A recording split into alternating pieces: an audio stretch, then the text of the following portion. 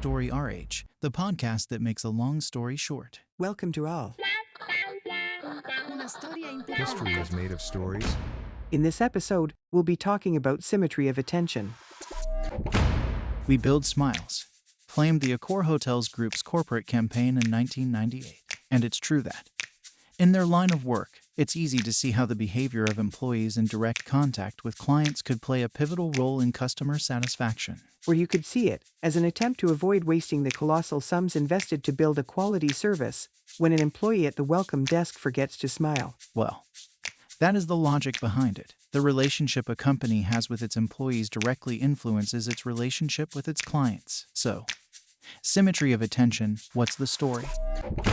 One day I was in a restaurant, and I heard the maitre d' giving one of the waitresses a real earful because she hadn't placed the silverware properly on the buffet. The waitress came out in tears to fix her mistake. As for me, the scene made me lose my appetite, so I went to have lunch somewhere else. Though it's just an anecdote.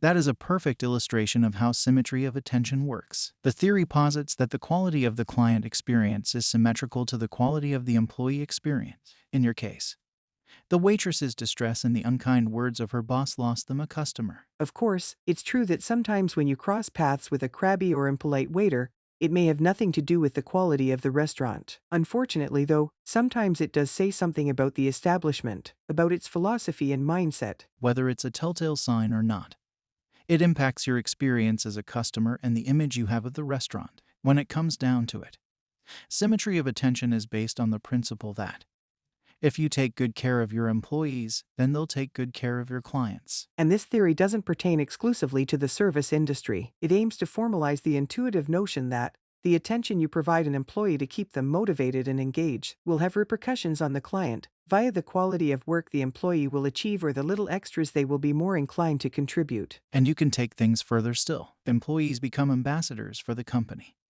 for customers as well as potential candidates and prospective suppliers and clients. That's the meaning behind Vineet Nayar's book, Employees First, Customers Second. We'll steer clear of the debate regarding the hierarchy of stakeholders, which, by its very existence, negates the necessity of the balance between them.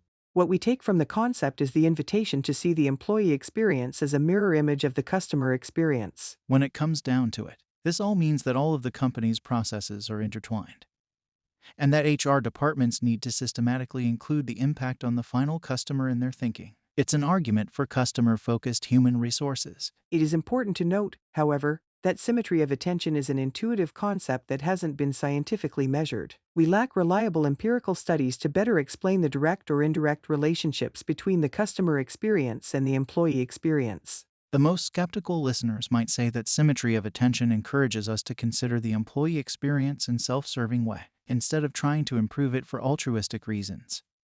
We might only do it to sell more to our customers. Sure, but is that really a bad thing? The goal of a company isn't to make people happy. We'll leave that to the self-proclaimed chief happiness officers. The goal of a company is to sell a product or a service to customers in a profitably fashion. And symmetry of attention tells us that, to achieve that goal, it's important to create a positive employee experience. Right. It's about creating conditions that foster employee engagement.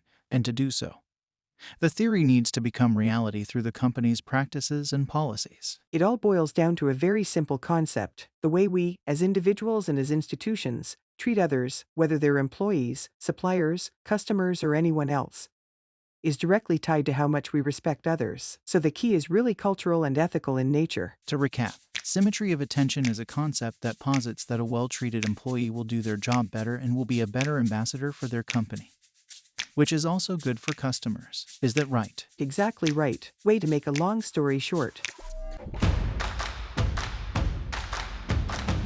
Story RH, the podcast that makes a long story short.